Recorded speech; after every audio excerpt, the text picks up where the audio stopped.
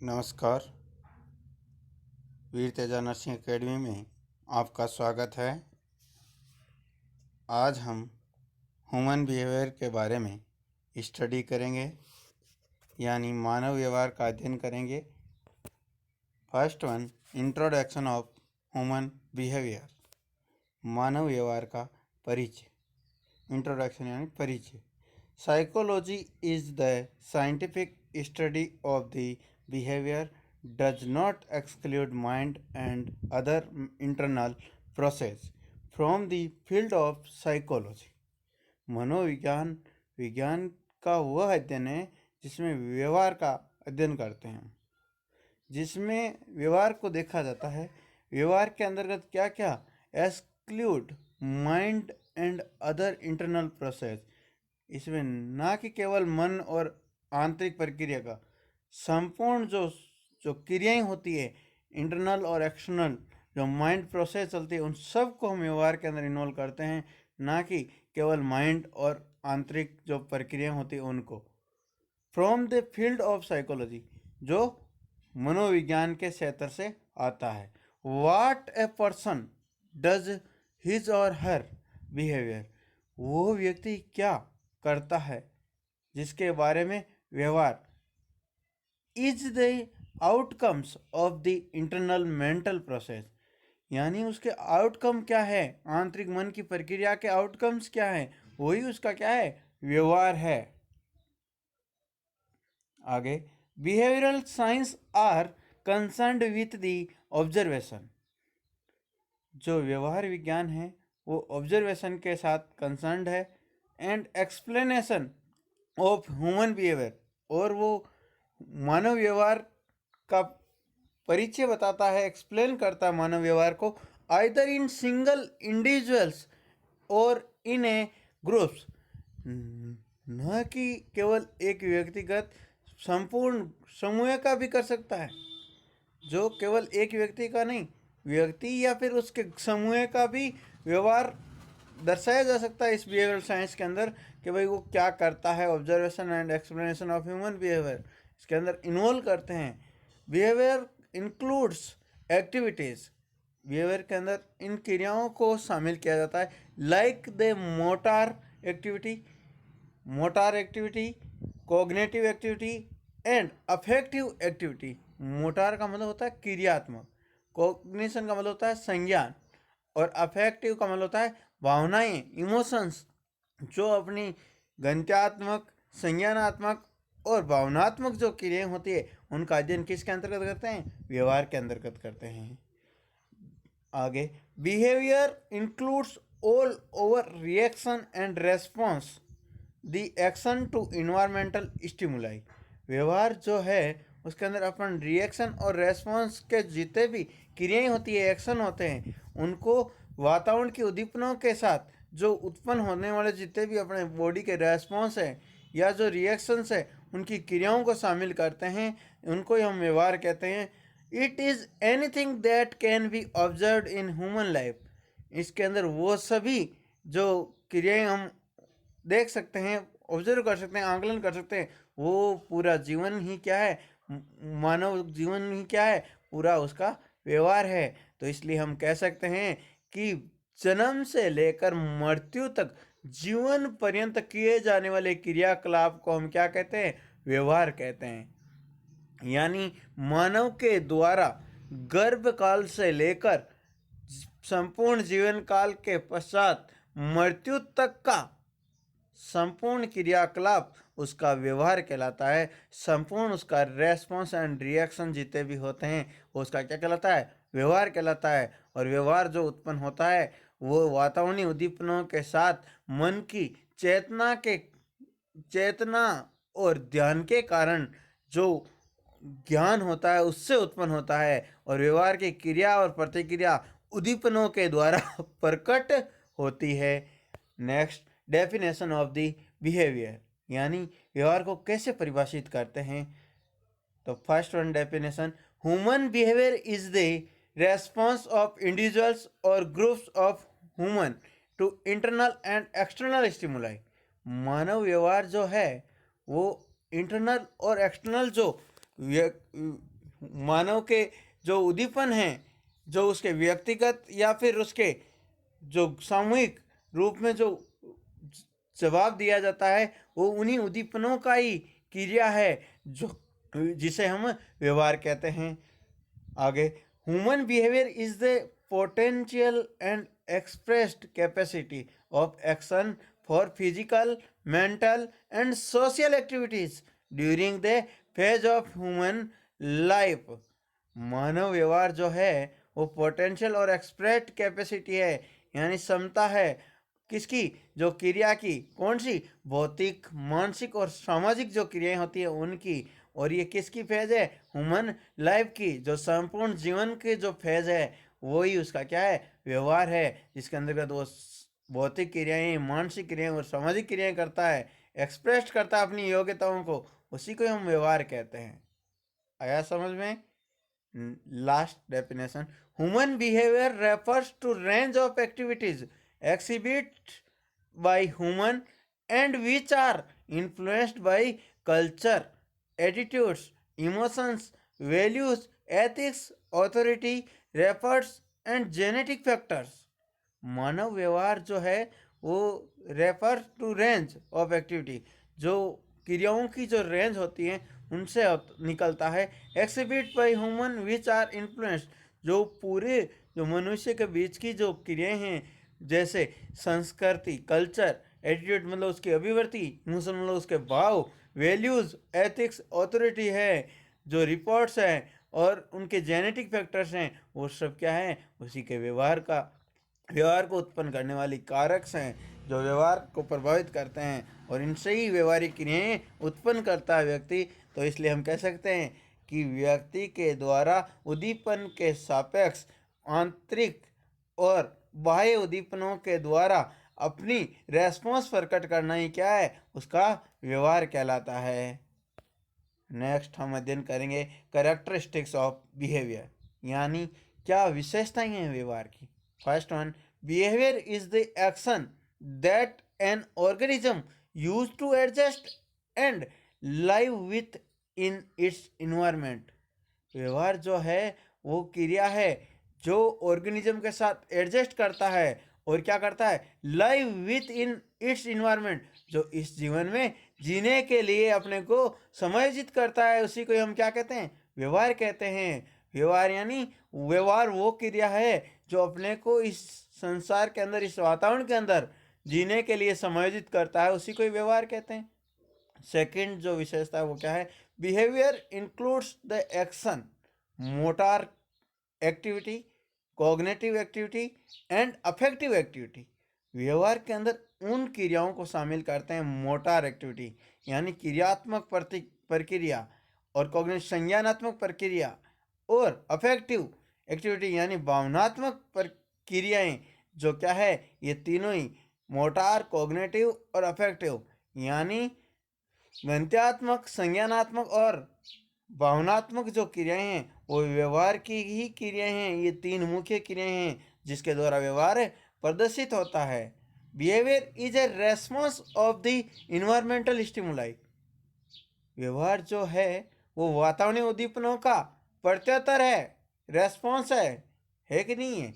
और फोर्थ जो करेक्टरिस्टिक्स है वो क्या है, behaviour is a biological based of human life. व्यवहार जो है वो जैविक, मानव जीवन का जैविक आधार है। इसको हम मानव जीवन का जैविक आधार भी मानते हैं, जिससे आदमी क्या करता है, संपूर्ण अपना जीवन यापन करता है। 6 number, two different person so the different behave in the equal condition due to body mind reaction. तो अलग अलग व्यक्ति जो होते हैं वो दोनों ही अलग अलग प्रकार का व्यवहार प्रदर्शित करते हैं। कौन सी, एक ही कंडीशन के अंदर, इक्वल कंडीशन यानी एक समान जो स्थिति होती है उसके अंदर। क्यों? क्योंकि उनका क्या होता है, बॉडी माइंड रिएक्शन अलग अलग होता है, दोनों का एक्सपीरियंस लेवल और एक्सप्रेशन अलग अलग होता है।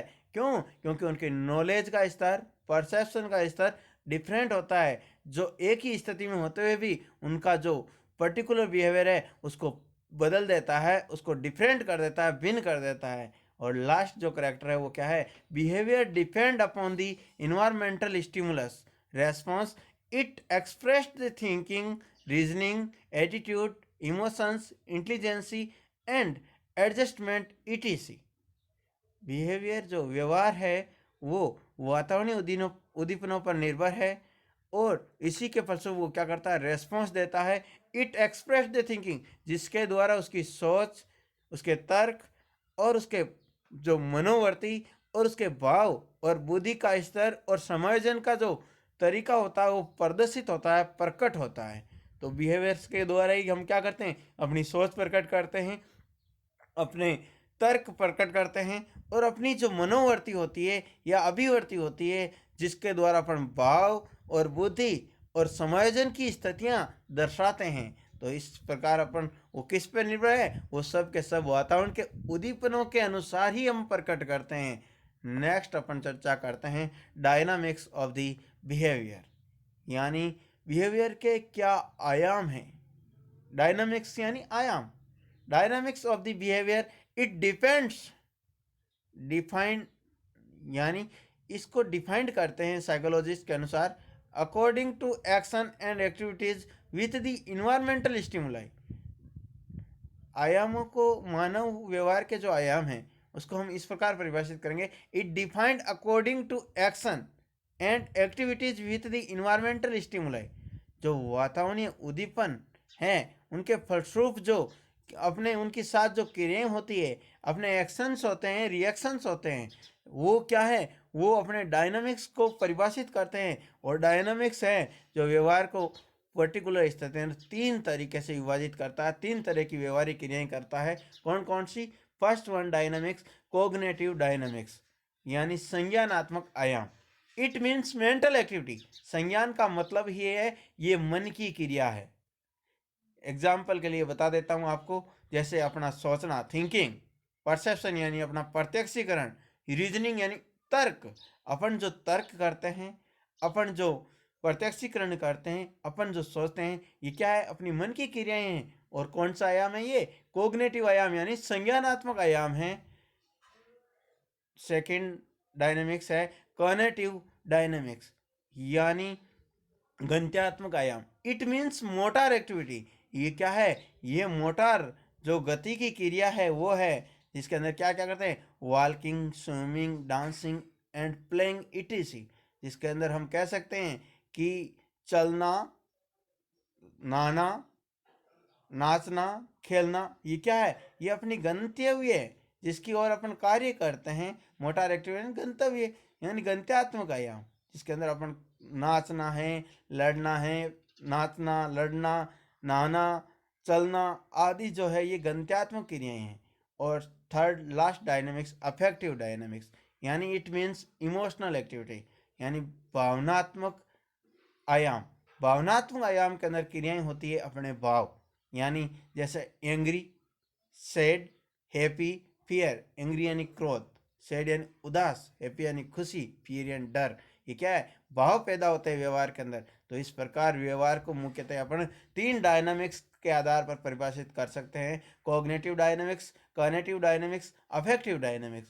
ये क्रियाएं हैं जो स्टिमुलेशन के फलस्वरूप अपने बॉडी के अंदर रेस्पॉन्स के रूप में प्रकट होती है। कोग्निशन होता है, कनेक्शन होता है और अफेक्शन होता है बॉडी पे, और अपन माइंड के अनुरूप उनको एक्शन और रिएक्शन करवाते हैं। तो ये क्या है? अपना बिहेवियर है। आगे हम चर्चा करेंगे types of the human behaviour, यानी मानव व्यवहार कितने प्रकार का होता है। First one, normal and abnormal behaviour. Normal का अर्थ होता है सामान्य, अबनॉर्मल का मतलब होता है असामान्य। सामान्य किसको कहते हैं? जो समाज के अनुकूल क्रियाएं होती है, प्रक्रियाएं होती है, अपन जीवन यापन करते हैं, वो सारी व्यवहारिक क्रियाएं सामान्य हैं। यानी समाज के अनुकूल व्यवहारिक क्रियाएं जो प्रकट होती है उसको नॉर्मल बिहेवियर कहते हैं। और समाज के जो प्रतिकूल यानी समाज के विपरीत जो व्यवहारिक क्रियाएं प्रकट करते हैं या जो अपने व्यवहार प्रकट करते हैं वो क्या है? अबनॉर्मल बिहेवियर है। सेकंड जो टाइप है वो है healthy and unhealthy behaviour. Healthy का अर्थ है स्वास्थ्य और अनहेल्दी का मतलब है अस्वास्थ्य व्यवहार। स्वस्थ व्यवहार जो है उसको कह सकते हैं, जिसमें मानव संपूर्ण शारीरिक, मानसिक, भावनात्मक, आध्यात्मिक संपूर्ण रूप से तंदुरुस्त होता है, उसको हम हेल्दी बिहेवियर कहते हैं। और वो सही रूप से इन क्रियाओं को संचालित करता है शरीर के अंदर, शारीरिक रूप से, मानसिक रूप से, भावनात्मक रूप से वो एकदम तरुण ताज़ा है, तो वो हेल्दी बिहेवियर प्रकट करेगा। और अनहेल्दी बिहेवियर वो होता है जो मानसिक, शारीरिक, भावनात्मक और आध्यात्मिक रूप से किसी न किसी रूप से कमी है उसके अंदर, या कोई न कोई उसके अंदर असामान्य स्थिति प्रकट होती है और विषमताएं पैदा हो रही है, प्रतिकूलता पैदा हो रही है उसके प्रति, तो उसको अनहेल्दी बिहेवियर बोलते हैं। जो पर्टिकुलेशन क्या करता है, उसको एडजस्ट नहीं करने देता है और उसको जीवन को समाज के अनुकूल यापन करने में कठिनाई पैदा करता है, तो इसको हम क्या बोलते हैं, अनहेल्दी बिहेवियर बोलते हैं। Third number, overt and covert behaviour, यानी ये प्रकट होने के आधार पर बता रहा है। ओवर्ट का मतलब हो जो सापेक्ष स्पष्ट प्रदर्शित हो रहा है, तो उसको ओवर्ट बिहेवियर कहते हैं। कोवर्ट बिहेवियर का मतलब होता है जो ढका हुआ व्यवहार है, जिसे हम दर्शा नहीं सकते हैं, प्रदर्शित नहीं कर सकते, उसको कोवर्ट बिहेवियर कहते हैं। कोवर्ट का मतलब इसको प्रेजेंट नहीं कर सकते, clearly not present. Clearly present is overt, not a covert. Covert is a covered from a membranes या relevance to distance, that called as covert behaviour. Overt का मतलब है इसे हम प्रेजेंट कर सकते हैं स्पष्ट रूप से, वो व्यवहार ओवर्ट होता है, जिसे हम दर्शा नहीं सकते, जो अपना आंतरिक व्यवहार है, जो कवर्ड है, वो सारा क्या है, कोवर्ट बिहेवियर है, जिसे हम लोगों के सामने नहीं प्रकट कर सकते हैं। फोर्थ जो टाइप है वो है चेतना के आधार पे। चेतना के आधार पे तीन प्रकार का मानव व्यवहार प्रकट करता है: conscious behaviour, semi conscious behaviour और अनकॉन्शियस बिहेवियर। कॉन्शियस का अर्थ होता है आदमी स्वयं, समय, स्थान, स्थिति और कार्य वस्तु स्थिति आदि का संपूर्ण स्पष्ट ज्ञान रखता है, तो उसको हम कॉन्शियस बिहेवियर कहते हैं। जिसको सभी चीज़ों का पूरा पूरा स्पष्ट क्लियर ज्ञान है और उनके सापेक्ष वो अपनी क्रियाएं स्पष्ट प्रदर्शित कर रहा है, तो वो कॉन्शियस बिहेवियर है। और सेमी कॉन्शियस बिहेवियर का अर्थ होता है व्यक्ति को स्वयं और स्थान का पता होता है, मगर समय और कार्य योजना के बारे में स्पष्ट ज्ञान नहीं होता है, तो इसको सेमी कॉन्शियस बिहेवियर कहते हैं। यानी अर्ध चेतना व्यवहार, जो पूर्णतया चेतन नहीं होता है और इसका व्यवहार की क्रियाएं होती है वो क्या होती है, अस्पष्ट होती है। और अनकॉन्शियस बिहेवियर का अर्थ होता है बेहोश व्यवहार या अचेतनीय व्यवहार, जिसके अंतर्गत हम कह सकते हैं व्यक्ति को स्वयं, स्थिति, स्थान, वस्तु आदि का ज्ञान नहीं होता है या ज्ञान अस्पष्ट रहता है, जिनकी कोई भी सेंस नहीं लेता है, तो इस प्रकार के व्यवहार को क्या कहते हैं, अनकॉन्शियस बिहेवियर कहते हैं। कि उसके अंदर सेंस भी प्रेजेंट नहीं है, ना तो उसको खुद का पता है, ना समय का पता है, ना स्थिति का पता है और ना ही कार्य योजना का पता है, तो इस प्रकार का व्यवहार क्या कहलाता है, अनकॉन्शियस बिहेवियर कहलाता है। सिक्स टाइप है रैशनल और इरेशनल बिहेवियर। रैशनल बिहेवियर यानी जिस व्यवहार के अंतर्गत अपन क्या करते हैं, पर्टिकुलर स्थिति का रेशन देते हैं, यानी कारण बता सकते हैं और उसको प्रकट कर सकते हैं कि ये इसके कारण हुआ, तो इसको हम रैशनल बिहेवियर कहते हैं। तर्क जिसके अंदर इन्वॉल्व कर सकते हैं, तो इसको रैशनल बिहेवियर कहा जाता है। इरेशनल जिसका कोई भी तर्क नहीं होता है और व्यवहार की क्रिया का कोई भी कारण नहीं स्पष्ट होता है, तो इसको हम इरेशनल बिहेवियर कहते हैं। जिसे हम इरेशनल बिहेवियर के अंदर जैसे कोई भी स्थिति के बारे में कोई भी उसका लॉजिक नहीं होता है और बिना लॉजिक के वो क्रियाएं प्रकट की जाती है या हाव भाव प्रकट किए जाते हैं, तो उसको इरेशनल बिहेवियर के अंदर इन्वॉल्व करते हैं। लास्ट जो टाइप है वो है वॉलेंट्री और इनवॉलेंट्री बिहेवियर। ऐच्छिक और अनैच्छिक व्यवहार। ऐच्छिक व्यवहार जो इच्छा से प्रकट किया जाता है उसको ऐच्छिक वॉलेंट्री बिहेवियर कहते हैं। ऐच्छिक व्यवहार कहते हैं जो इच्छा इन्वॉल्व होती है। जिसमें कोई भी इच्छा नहीं होती है तो उसको इनवॉलेंट्री बिहेवियर कहते हैं, जो अपने आप स्वतः ही ऑटोनोमस नर्वस सिस्टम के द्वारा ही कंडक्ट होते हैं, वो क्या है, इनवॉलेंट्री बिहेवियर है। वॉलेंट्री बिहेवियर जैसे अपना चलना, अपना खाना, अपना बोलना, ये वॉलेंट्री बिहेवियर है। और इनवॉलेंट्री जैसे रेस्पायरेशन, जैसे हृदय की धड़कन, ये क्या है, इनवॉलेंट्री बिहेवियर है, ये अपने आप ही चलते रहते हैं। तो कुछ क्रियाएं व्यवहार की जो अपने आप स्वतः ही चलती है, जिनका कोई इच्छा का नियंत्रण नहीं होता है और शारीरिक संतुलन के लिए ये खुद अपने आप ही स्वतः ही संचालित रहती है, तो इनवॉलेंट्री बिहेवियर के अंदर इन्वॉल्व होती है। और वॉलेंट्री के अंदर उनको कहते हैं जो अपन खुद नियंत्रित रखते हैं, कंट्रोल रखते हैं स्वयं के प्रभाव से, तो उसको वॉलेंट्री बिहेवियर कहते हैं। तो व्यवहार का स्वयं का जो प्रभाव से नियंत्रित रहने वाला व्यवहार क्या कहलाता है? वॉलेंट्री बिहेवियर कहलाता है। और स्वयं के प्रभाव से जो नियंत्रित नहीं रहता है वो क्या कहलाता है? इनवॉलेंट्री बिहेवियर कहलाता है। नेक्स्ट अपन लास्ट चर्चा करेंगे फैक्टर्स अफेक्टिंग द बिहेवियर, यानी अपने व्यवहार को कौन प्रभावित करता है। मुख्यतया अपना जो मानव का व्यवहार है वो दो कारकों से प्रभावित होता है, एक्सटर्नल फैक्टर और इंटरनल फैक्टर। एक्सटर्नल का प्रभाव का मतलब होता है बाह्य कारक, और इंटरनल का मतलब होता है आंतरिक कारक।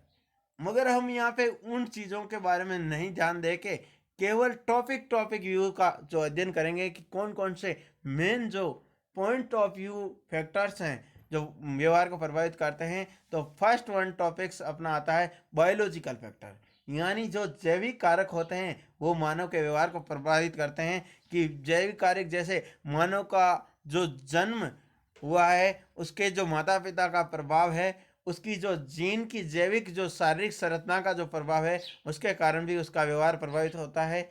सेकंड जो है वो जेनेटिकल फैक्टर, यानी जो जीन के कारक हैं, आनुवंशिक जो पीढ़ी दर पीढ़ी जो प्रभाव दिखाई देने वाली जो घटनाएं होती है, और जो जीन का स्ट्रक्चर फार्मूला और उसका जो फंक्शन फार्मूला है उसके कारण भी उसका व्यवहार प्रभावित होता है। थर्ड जो फैक्टर है वो इन्वायरमेंटल फैक्टर, यानी आसपास के वातावरण और परिस्थिति परिवेश, जिसके कारण भी मानव का व्यवहार क्या होता है? प्रभावित होता है। स्थिति परिवेश के अनुरूप ही व्यवहार क्या होता है? आदमी का निर्मित होता है, और उसी के अनुकूल ही वो आदमी ढलता है जीवन के अंदर। तो इसलिए इन्वायरमेंटल फैक्टर भी क्या करता है? व्यवहार को प्रभावित करता है। फोर्थ जो है वो है मोटिवेशनल फैक्टर, यानी आदमी की अभिप्रेरणा भी आदमी के व्यवहार को प्रभावित करता है, और अभिप्रेरणा के फलस्वरूप भी व्यवहार क्या होता है? चेंज होता है। तो हम कह सकते हैं कि अभिप्रेरणा व्यवहार को परिवर्तित करने और प्रभावित करने वाला प्रमुख कारक है, जिससे क्या होता है? प्रभावित भी होता है और व्यवहार निर्धारित भी होता है अभिप्रेरणा से। अभिप्रेरणा अच्छी होती है तो व्यवहार व्यक्ति का अच्छा होएगा, और अभिप्रेरणा में कोई कमी या त्रुटि रह जाती है या अभिप्रेरणा उपस्थित न हो तो व्यक्ति का विकास नहीं होता है, और जीवन के परिवर्तन और मॉडिफिकेशन भी बहुत कम होते हैं। तो इसे हम कह सकते हैं कि ये भी एक निर्धारण का कारक है, मोटिवेशन।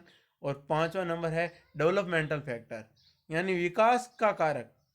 व्यक्ति विकास की स्थितियों के साथ साथ व्यवहार परिवर्तित करता है, जिससे उसका व्यवहार निर्धारित भी होता है और प्रभावित भी होता है। क्योंकि जैसे जैसे आदमी शिशु अवस्था से किशोर अवस्था से वयस्क अवस्था और वृद्ध अवस्था तक जैसे जैसे विकसित होता है, वैसे वैसे उसकी जो मानसिक और शारीरिक स्थिति है उसका उसमें वृद्धि होती है।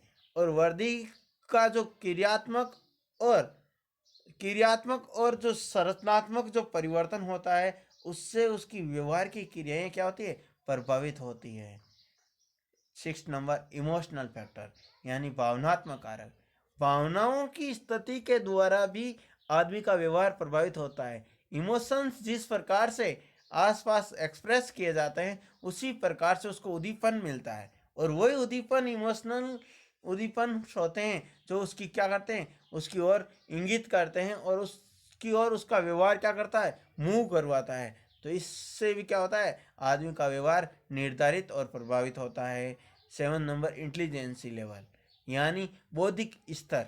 बौद्धिक स्तर भी व्यक्ति के व्यवहार को प्रभावित करता है। यदि बौद्धिक स्तर हाई है तो व्यवहार भी क्या होगा? अच्छा उत्कृष्ट होएगा, और बौद्धिक स्तर में कोई न कोई कमी है तो इससे भी क्या होएगा? व्यवहार अपने आप ही क्या होएगा? कमज़ोर हो जाता है, और व्यवहार की स्थितियाँ क्या होती है? थोड़ी अलग होने लग जाती है। इसलिए कहते हैं मंद बुद्धि का जो बालक होता है उसका व्यवहार थोड़ा पिछड़ा हुआ होता है, और जो हाईली जीनियस और इंटेलिजेंस पर्सन्स होते हैं उनका व्यवहार क्या होता है? कोऑपरेटिव और कोलैबोरेटिव एडजस्टेबिलिटी व्यवहार होता है, जो हर एक स्थिति के अंदर अपने आप को क्या करते हैं? डाल लेते हैं और अपने को सक्षम कर लेते हैं वहाँ पे रहने के लिए। तो इसलिए हम कह सकते हैं कि इंटेलिजेंस लेवल भी व्यवहार को निर्धारित और प्रभावित करता है। एट नंबर जो फैक्टर है वो है परसेप्शन और अटेंशन लेवल, यानी व्यवहार प्रत्यक्षीकरण और ध्यान के स्तर से भी प्रभावित होता है, जिसे हम कह सकते हैं कि जो प्रत्यक्षीकरण की स्थितियाँ जिस प्रकार स्पष्ट होती है तो व्यवहार भी स्पष्ट होगा, और प्रत्यक्षीकरण में कोई त्रुटि या कमी है या प्रत्यक्षीकरण गलत हो रहा है तो ऐसी स्थिति में व्यवहार भी क्या होगा, गलत प्रदर्शित करेगा आदमी। क्यों? क्योंकि स्टिमुलेशन उसको रॉन्ग मिलता है। अटेंशन यदि अच्छा है तो बिहेवियर भी क्या होगा, बिहेवियर का जो प्रभाव हो अच्छा होएगा, और अटेंशन में कमी है तो बिहेवियर स्पष्ट नहीं होएगा, तो बिहेवियर प्रभावित होता है इनसे। 9 नंबर है सोशियो कल्चरल फैक्टर, यानी सामाजिक सांस्कृतिक कारणों से भी व्यक्ति का व्यवहार प्रभावित होता है। यदि समाज की संस्कृति और समाज के पर्टिकुलर जो घटनाएं हैं वो उस व्यक्ति या फिर बालक के अनुकूल जो परिस्थितियां हैं उसमें सुदृढ़ हो और सुनिश्चित और समाज के अनुकूल लीगल हो, तो उनका प्रभाव व्यक्ति के व्यवहार पर निर्धारित करता है। और जो कल्चर के अकॉर्डिंग ही व्यक्ति क्या करता है, अपने बालक जीवन से वयस अवस्था तक पूरा विकास कर उनको अपनाता है, जिसका पर्टिकुलर स्टेज उसके व्यवहार पे प्रभाव रहता है कल्चर का। जैसे एक कल्चर पर्टिकुलर धर्म रिलीजियन से संबंधित है तो उसका प्रभाव उस व्यक्ति के अंदर रहेगा। क्यों? क्योंकि वह सोशियो कल्चर फैक्टर है जो उसके व्यवहार को निर्धारित और प्रभावित करता है। लास्ट फैक्टर है एजुकेशनल एंड नॉलेज लेवल, यानी शिक्षा और ज्ञान का स्तर भी व्यक्ति के व्यवहार को प्रभावित करते हैं। यदि शिक्षा का स्तर और ज्ञान का जो स्तर है वो अच्छा है तो व्यक्ति का जो व्यवहार भी क्या होगा, अच्छा और अनुकूलित और सुदृढ़ होएगा। और यदि शिक्षा का स्तर कमजोर और ज्ञान की कमियां हैं तो उससे उसका व्यवहार क्या होगा, पिछड़ जाएगा। तो हम कह सकते हैं कि एजुकेशन और नॉलेज भी व्यवहार को निर्धारित और प्रभावित करते हैं। थैंक्स। आज का जो चैप्टर है बिहेवियर वो अपना समाप्त होता है, और आगे हम चर्चा करते हैं कि व्यवहार का नर्सिंग में क्या महत्व है। व्यवहार नर्स खुद को समायोजित करने और नर्सिंग की जो क्रियाएं होती है उनके साथ व्यक्तिगत और सामूहिक रूप से संप्रेषण स्थापित करने के साथ साथ अपनी क्रियात्मक और व्यावसायिक पैसे की जो स्थिति है उसको सुदृढ़ करने के लिए कार्य करता है। और व्यवहार पर्टिकुलर समाज के साथ साथ सामाजिक जीवन और नर्सिंग के व्यावसायिक जीवन के प्रगति को बढ़ावा देने के लिए भी अत्यंत आवश्यक कारक है। यदि व्यवहार अच्छा है तो नर्स को पर्टिकुलर व्यवसाय भी क्या होगा, अच्छा होएगा, और उसका समाज के प्रति प्रभाव भी अनुकूल होएगा, और सामाजिक स्थितियों के अंदर उसकी प्रसिद्धि बढ़ेगी, और नर्सिंग को नोबल प्रोफेशन का दर्जा दिया जाएगा। तो इसलिए हम कह सकते हैं कि व्यवहार सामान्य जीवन और नर्सिंग के जीवन के अंदर भी बहुत महत्वपूर्ण और अत्यंत आवश्यक कारक है।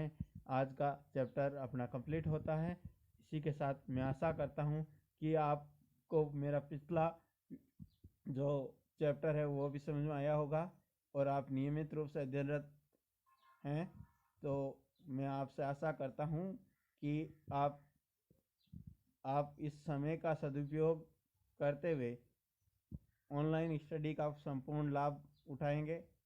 और इसी के साथ मैं आपको एक अपील करता हूँ कि आप घर पे रहें, सुरक्षित रहें और लोगों को जागरूक करें कि आप सामाजिक जो डिस्टेंस है उसको बनाए रखें, और जो आवश्यक सुविधाएं हैं उनके लिए आप एक सशक्त नागरिक के रूप में अपना परिचय प्रकट करें और इस विकट स्थिति के अंदर अपना सहयोग प्रदान करें, और एक दूसरे के साथ सामाजिक दूरियां बनाते हुए अपनी भावनात्मक मजबूती को उत्पन्न करें और सुरक्षित रहें।